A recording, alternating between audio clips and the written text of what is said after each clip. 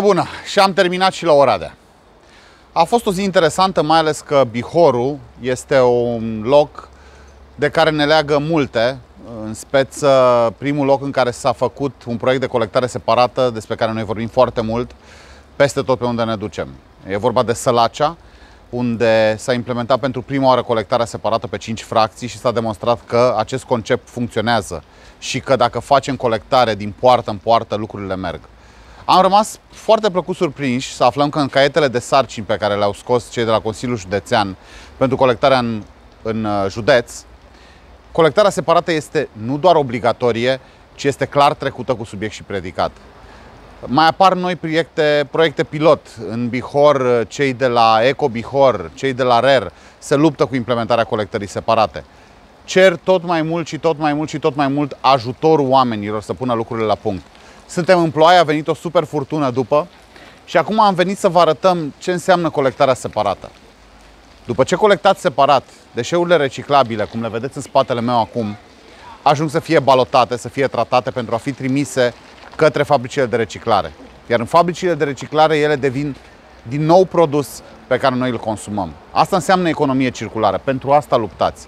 Ca aceste deșeuri, și vedeți în spatele meu un munte de sticlă, uitați-vă cât de curate sunt deșeurile de aici.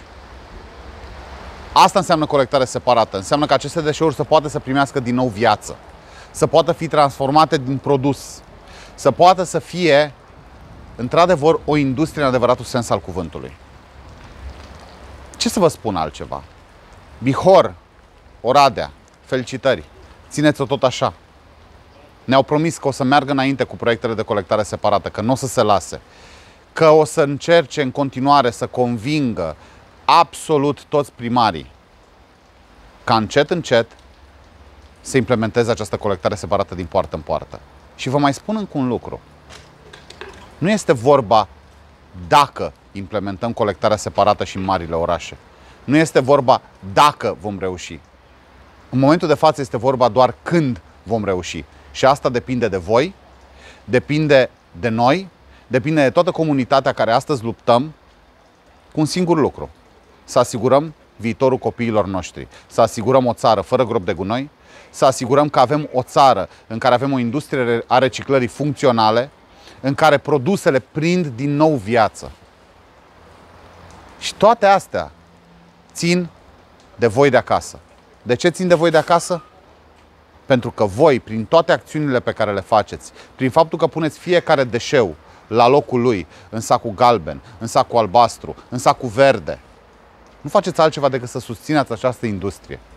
Să susțineți oamenii care au investit mulți bani să dea viață din nou deșeurilor reciclabile și să le transforme în produse pe care voi să le puteți consuma, care să fie produse sustenabile, ambalaje sustenabile făcute din material reciclabil.